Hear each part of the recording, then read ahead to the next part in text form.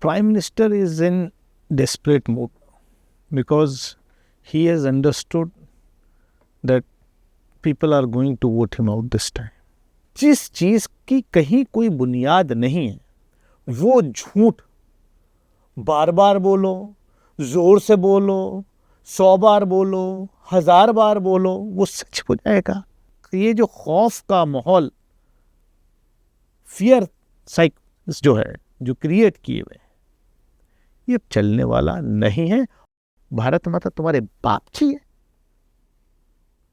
जितनी तुम्हारी है उससे ज्यादा हमारे पुरखों ने इस देश की कुर्बानी, आजादी के लिए कुर्बानियां दी हैं, तुम्हारे पुरखों ने दी थी। वेल्थ डिस्ट्रीब्यूशन का मतलब है कि जो आप अपने क्रोनी कैपिटलिस्ट दोस्तों को जो लाखों करोड़ रुपए का कर्जा माफ कर रहे थे, ऐसा नहीं होगा। कर्जा माफ करना है तो किसानों का कर्जा माफ होगा। इतने डरे हुए हैं राहुल गांधी से कि उनको रात भर वही नजर आते हैं। Is it not true that Muslims are all, majority of the Muslims are in the weaker section? You are not a fit person if even your one finger is not fit. Triple तलाक को criminalize किया आपने, जो समझौते का भी एक clause था वो भी खत्म कर दिया। आपने डिससर्विस की है। एक सिविल ऑफेंस को आपने क्रिमिनल ऑफेंस बनाया है। I am not understanding what is the meaning and definition of appeasement. Day and night Mr. Modi and BJP is doing appeasement of the majority. appeasement अगर कोई कर रहा है तो वो बीजेपी कर रही है। आप यही चाहते हो ना कि अगर कोई मुस्लिम माइनॉरिटी है, अगर उस पर जख्म हुआ है, उसको चोट लगी है, तो कोई किसी पार्टी का लीडर कोई उसको मरहम लगाने भी ना चाहता।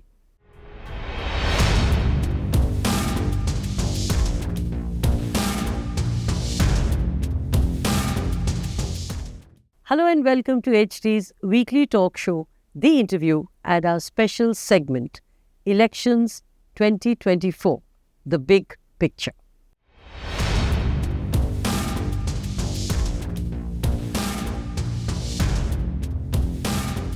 A communal slur against Kunwar Danish Ali has brought Amroha center stage.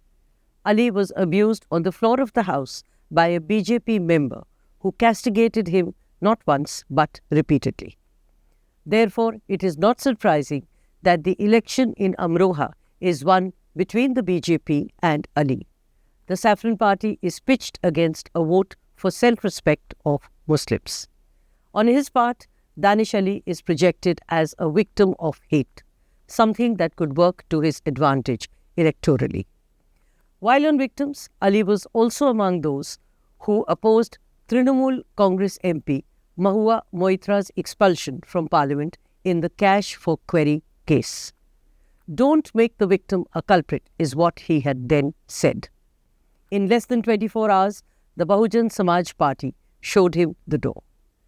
Today, he is contesting the elections as a Congress candidate, even as he slams the BJP for inciting communal passion. Danish Ali is our guest this week in HT's talk show, Elections 2024, The Big Picture.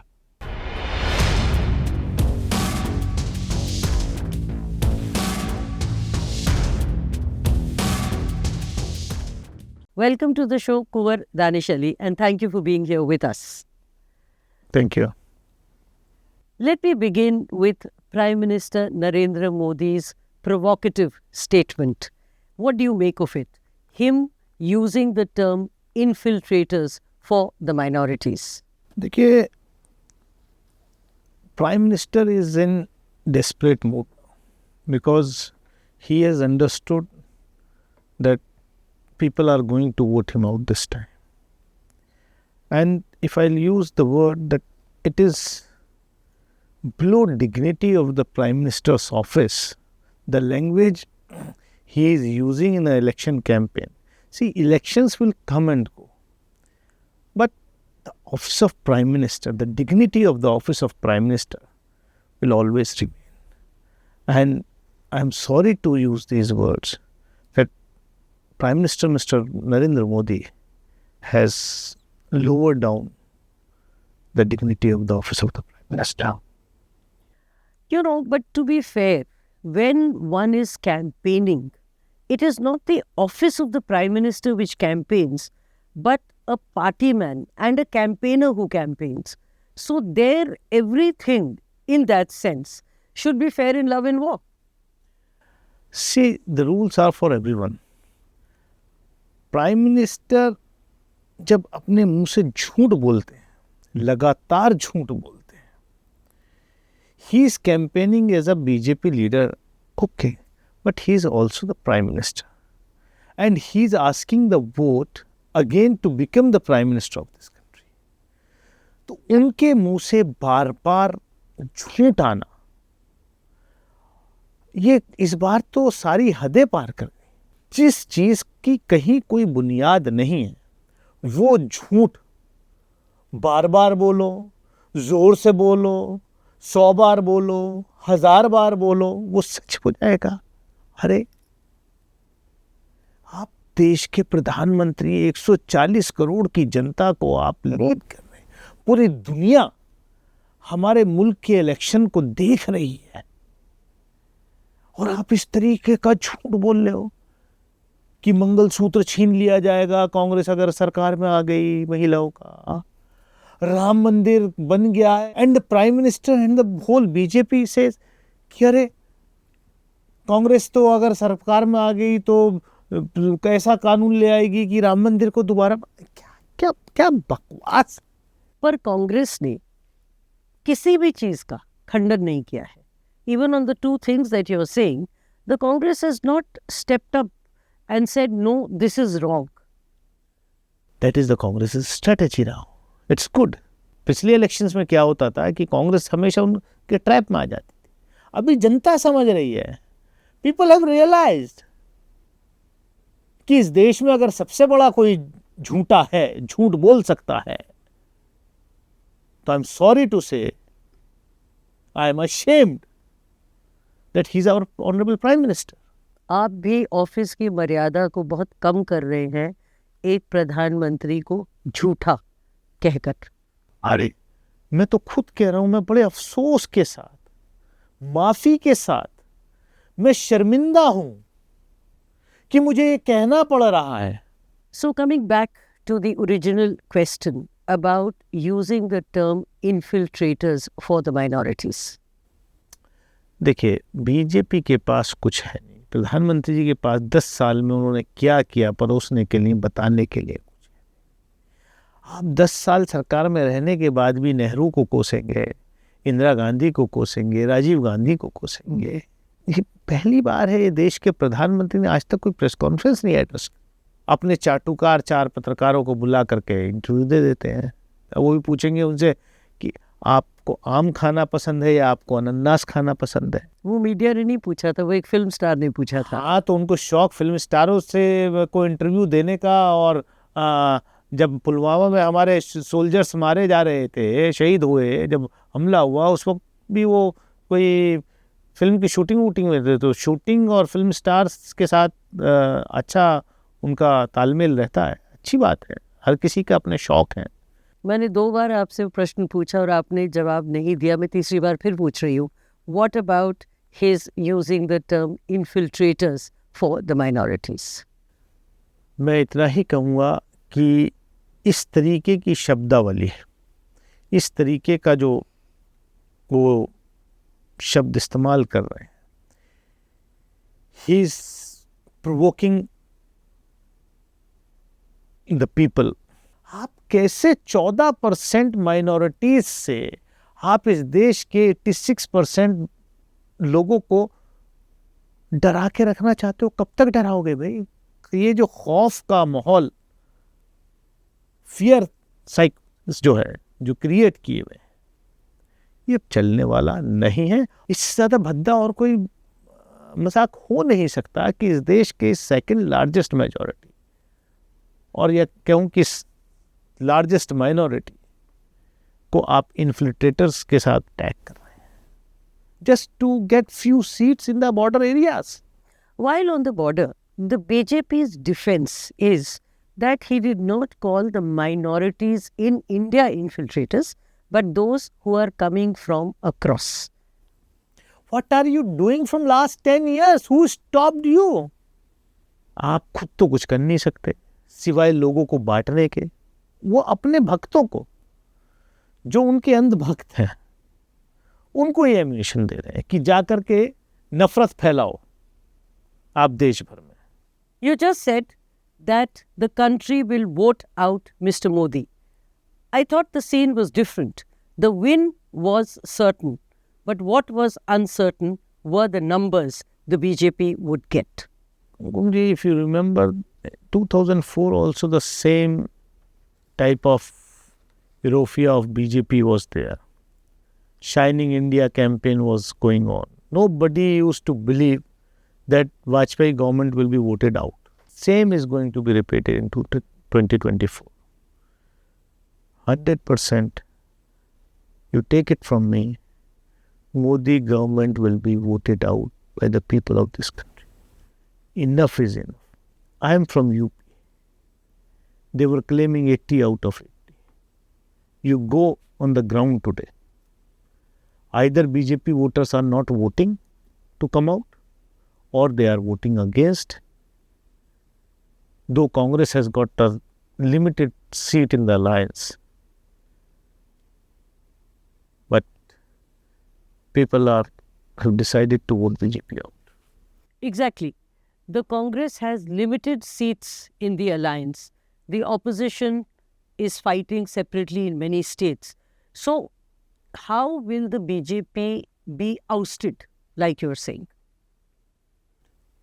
You leave it opposition alone. Even the BJP partners, NDA partners, are waiting for that opportunity. No NDA partners are there with them because of compulsion. And you take it from me. The moment results are going to come out, they will not get even a smallest partner in their kitty. Coming back to the Congress manifesto, it does speak about redistributing wealth. And it's clear that the beneficiaries would be the minorities. So on that count, Mr. Modi is not wrong when he says कि आपका धन या आपके जो विरासत है वो बांट दी जाएगी लोगों में। ये एक नैरेटिव क्रिएट करने की कोशिश। वेल्थ डिस्ट्रीब्यूशन का मतलब है कि जो आप अपने क्रोनी कैपिटलिस्ट दोस्तों को जो लाखों करोड़ रुपए का कर्जा माफ कर रहे थे, ऐसा नहीं होगा। कर्जा माफ करना है तो किसानों का कर्जा माफ होगा। एमएसएमईज जो लॉस में जा रही हैं उनकी मदद होगी। यहाँ मोदी सरकार में क्या किया कि पूरा का पूरा सब अपने फ्यू क्रोनी कैपिटलिस्ट फ्रेंड्स को हैंड ओवर कर दिया। हाँ, से लेकर के वेल्थ का डिस्ट्रीब्यूशन वहाँ किया जाएगा। इसमें मेजॉरिटी और माइनॉरिटी की तो बात ही नहीं है। कहीं कहाँ कहा गया है? कौन कह रहा है? मोदी जी को बीजेपी वालों को रात में सपना आता है। इतने डरे हुए हैं राहुल गांधी से कि उनको रात भर वही नजर आते हैं।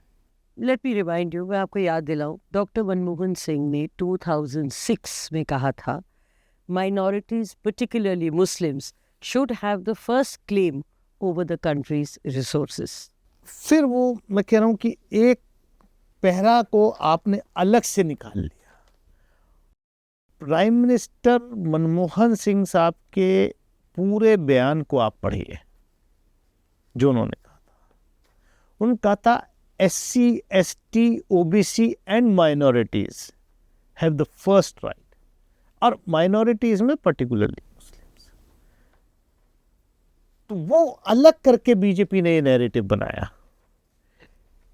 He said it about the weaker section of the society. Mentioning Muslims. Yes, what's wrong in that? Is it not true that Muslims are all, majority of the Muslims are in the weaker section in this country? देश तभी तरक्की कर सकता है जब देश का हर वर्ग तरक्की करे। You are not a fit person if even your one finger is not fit. तो Muslims minorities are also the citizens of this country. आपकी पूरी बॉडी फिट नहीं है अगर कोई एक अंग उसका जो है खराब है, तो पूरी बॉडी को फिट रखने के लिए, पूरे देश को तरक्की करने के लिए आपको हर वर्ग को फिट रखना पड़ेगा. Fair enough. तो फिर the BJP or Prime Minister Modi is not wrong when they say कि redistribution of wealth में minorities का बहुत हिस्सा होगा. ये बात ही, ये कहाँ से आई बात? किसने कहा रीडिस्ट्रीब्यूशन ऑफ वेल्थ जो है वो मेजॉरिटी माइनॉरिटी कास्ट उसमें करेंगे? Who said it? Congress manifesto speaks of redistribution of wealth, and Dr. Manmohan Singh in 2006 spoke of minorities, particularly the Muslims. This is nothing but a narrative set by BJP. This is an agenda. Based on facts. Not based on facts at all. Manmohan Singh said something in one convention. क्या गलत कहा? आज जो कांग्रेस के manifesto में कहा है redistribution of wealth means कि इस देश के गरीब किसान को दिया जाएगा, इस देश के मजदूर को दिया जाएगा, इस देश के जो मनरेगा में काम करने वाले जिनको 200 रुपए की दिहाड़ी दी जाती है उसको 400 दी जाएगी. ये कहा है. हिंदू मुसलमान की तो बात ही नहीं है. ये तो आप कर रहे हैं, ये तो बीजेपी कर रहे हैं. कहीं कहा है कांग्रेस के मैनिफेस्टो में? तो बताइए. नहीं, दो बातें हैं, Congress manifesto plus doctor Manmohan Singh. अरे डॉक्टर मनमोहन सिंह की सरकार चली गई यार, लोगों ने आउट कर दिया उनको. लोगों ने क्यों आउट किया? अब 10 साल बाद भी अपना बताओ ना कुछ. पंडित जवाहरलाल नेहरू से लेके मनमोहन सिंह तक ही याद करोगे. आपने क्या किया? आप क्या कर रहे हो? मनमोहन सिंह ने, पूरी दुनिया जब डूब रही थी इकोनॉमिकली, तब मनमोहन सिंह ने इस देश को निकाल के रखा था. मनमोहन सिंह का वो काम याद नहीं है. While on the minorities, you cannot deny that the Modi government has taken steps to empower Muslim women, be it on triple talaq, be it on going to Hajj without a male companion. Modi ji ने कितना किया है वो उनके आजकल के भाषणों से पता चल रहा होगा. At least hear that. Kumkum ji किस तरीके का जहर उगल रहे हैं वो अपने भाषणों में. शर्म आनी चाहिए. सुबह से शाम तक नफरत फैलाने का काम कर रहे हैं. नथिंग. आप मुस्लिम वीमेन से जाके पूछिए ना. ये मोदी जी थोड़ी बताएंगे कि उन्होंने एम्पावर किया या डिसएम्पावर किया है. ट्रिपल तलाक और हज? नहीं, वो तो मुस्लिम वीमेन से पूछिए ना जाके. ट्रिपल तलाक को क्रिमिनलाइज किया आपने. जो समझौते का भी एक क्लॉज था वो भी खत्म कर दिया. मियाँ बीवी में झगड़ा हुआ, किस में नहीं होता? सब में होता है. गुस्से में जाकर के बीवी ने केस रजिस्टर करा दिया. अब वो जेल चला गया. अब जब जेल चला गया तो आकर के वो उसके साथ रहेगा. आपने डिससर्विस की है. एक सिविल ऑफेंस को आपने क्रिमिनल ऑफेंस बनाया है. बिना बात डंका पीट रहे हैं. जो हमारे अमरोहा में ढोलक बनती है, हर चीज का क्रेडिट आप ले रहे हो. What do you see as the future of the minorities in India? There are two views. One, that the inevitable would happen, while others feel it's a passing phase and the country is strong enough to withstand these challenges. It's a passing phase, and I do believe कि majority of this country is secular, including Muslim minorities. तो ये थोड़े लोग हैं, एक phase है, काला अध्याय है, बहुत जल्द समाप्त होने वाला है. People have realized it. You know, while talking of secularism, don't you think the way the political parties, the non-BJP parties, encash on it and practice it, it is actually appeasement? I am not understanding what is the meaning and definition of appeasement. Day and night, Mr. Modi and BJP is doing appeasement of the majority. और आप दूसरे पे इल्जाम लगा रहे हो appeasement का. आप नहीं चाहते कि किसी के चोट लगे, जख्म हो, कोई इस पे मरहम लगाने भी पहुंच जाए. You don't want. You want आप यही चाहते हो ना कि अगर कोई मुस्लिम माइनॉरिटी है, अगर उस पर जख्म हुआ है, उसको चोट लगी है, तो कोई किसी पार्टी का लीडर कोई उसको मरहम लगाने भी ना चाहता। वो तो हम समझते हैं।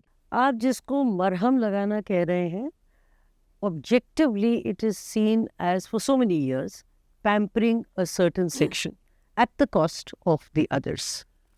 I want to talk about last 10 years.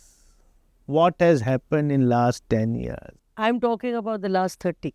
I can talk about last 70 years. So appeasement versus alleged secularism. No, appeasement, the real appeasement is what is happening today. Appeasement अगर कोई कर रहा है तो वो बीजेपी कर रही है। कांवड़ यात्रा निकलेगी यूपी में, ऊपर से फूल बरसाए जाएंगे हेलीकॉप्टर से। लेकिन अगर साल में एक बार कोई ईद की नमाज अगर ईदगाह से बाहर पढ़ लेगा तो उस पर मुकदमा दर्ज होगा। तो कौन सा अपीजमेंट है, जरा बताइए मुझे। तो ये जो नैरेटिव है ना, ये नैरेटिव अब चलाने से भी नहीं चल पाएगा। क्या बदल? लोग समझ रहे हैं, लोग समझ गए। आपने सिर्फ जहर की खेती की है। Are you denying that on ground development has happened? Welfare schemes may not be in the measure that the opposition would like to see them or have reached homes.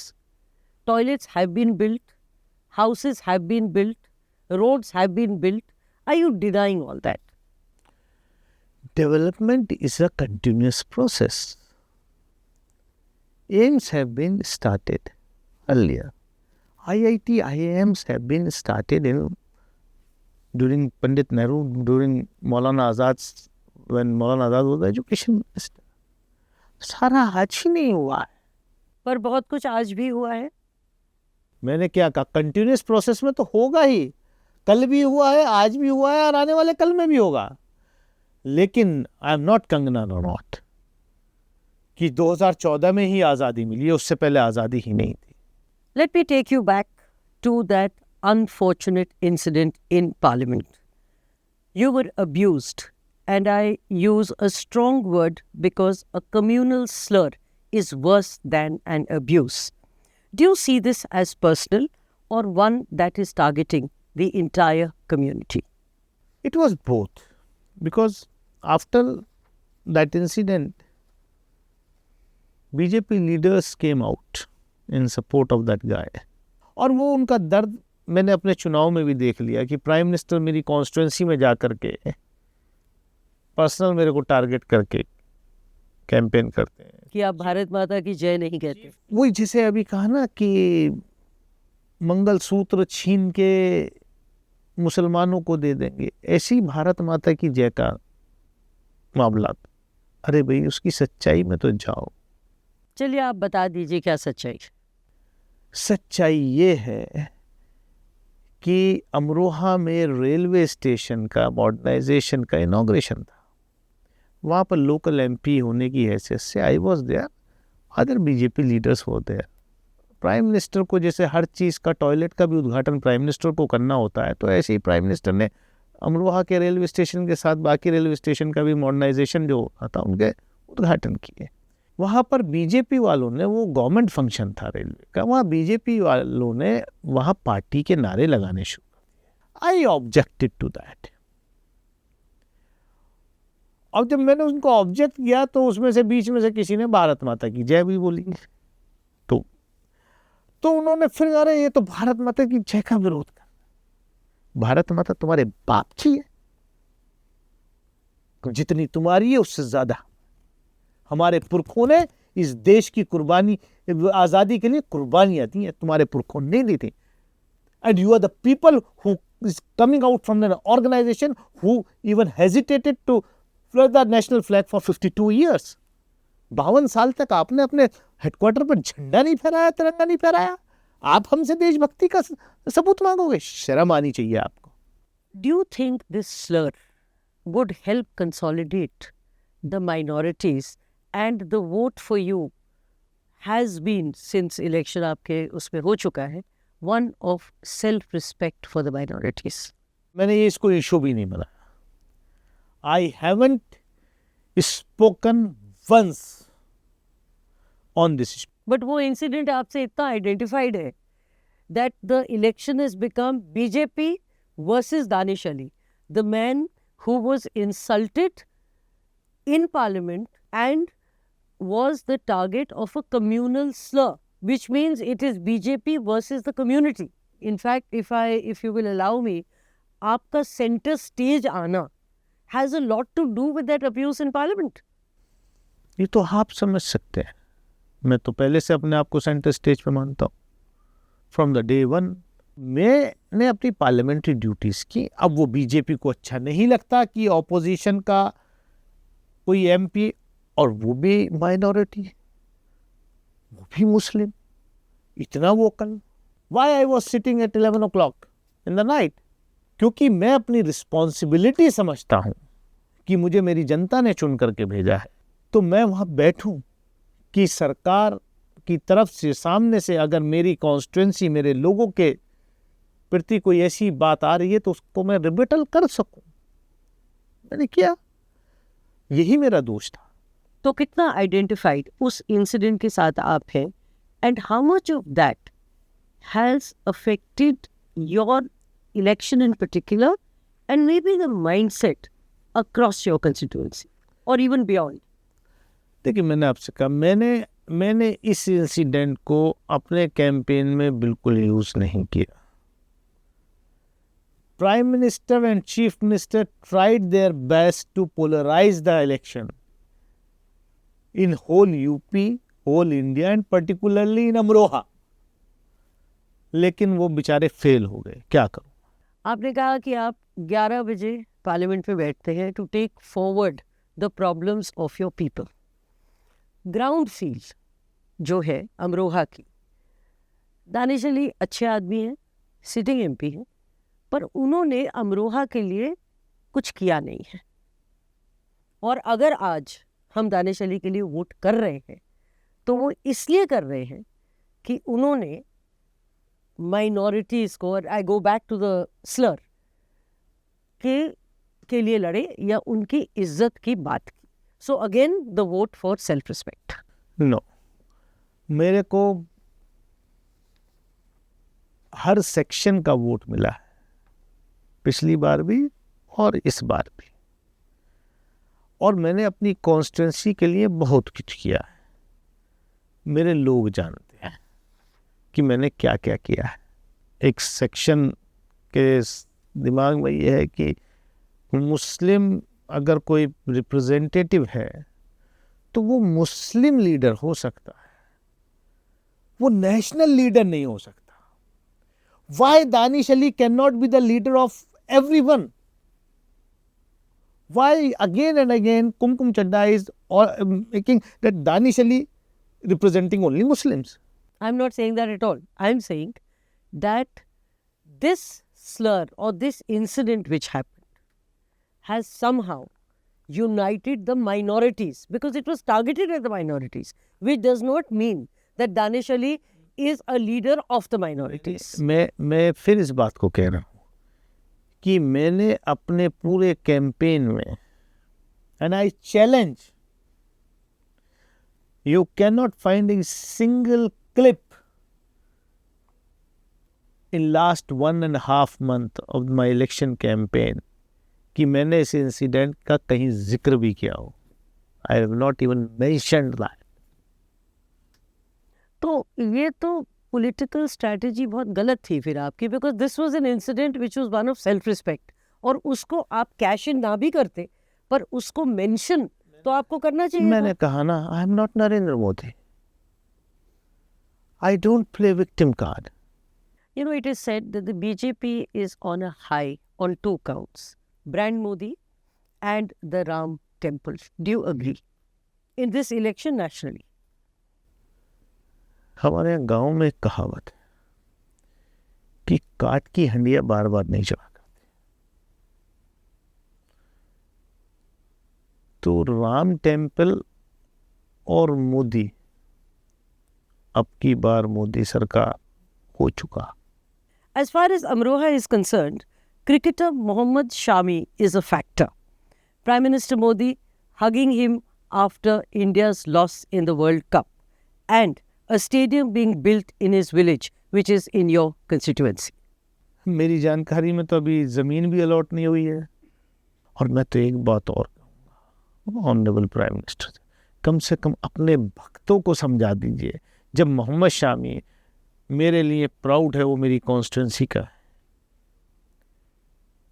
जब वो कोई मैच हारता है पाकिस्तान के खिलाफ, तो आपके भक्त उसको जो है देशद्रोही कहते हैं, कह देते हैं कि सेटिंग, कम से कम उनको समझाता है।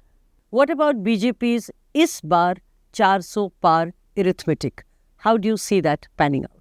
तो आप तो कह चुके हैं कि Modi will be voted out, so शायद ये क्वेश्चन फिट नहीं बैठ रहा है, but however I still ask. 200 पार नहीं है। मैं कह रहा था,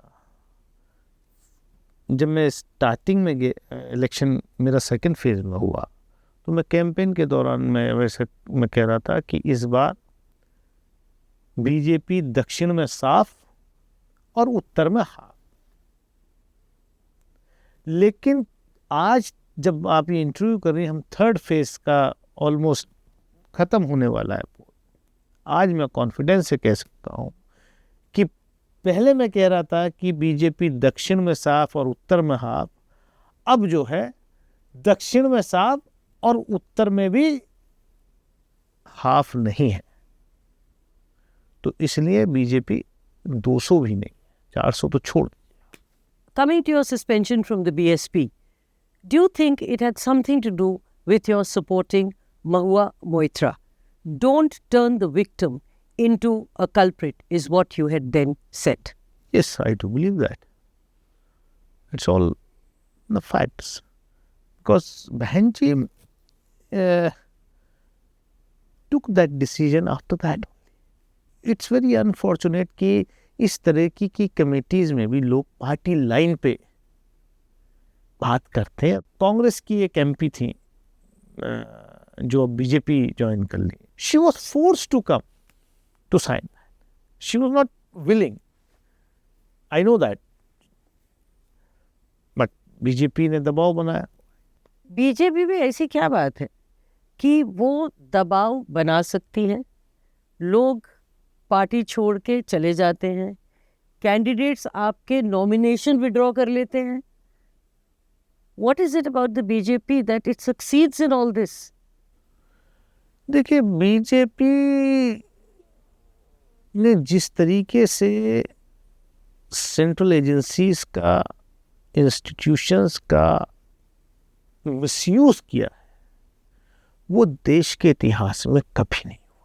मुझे मालूम था आप यही कहेंगे, but let me also add to that, misuse of agencies या लॉ इन्फोर्सिंग एजेंसीज से वही डरता है जो चोर हो, जो ऑनेस्ट है, and a person who has done no wrong will stand up to it. ये भी फैक्ट है दैट कैश बहुत लोगों के यहाँ से मिला।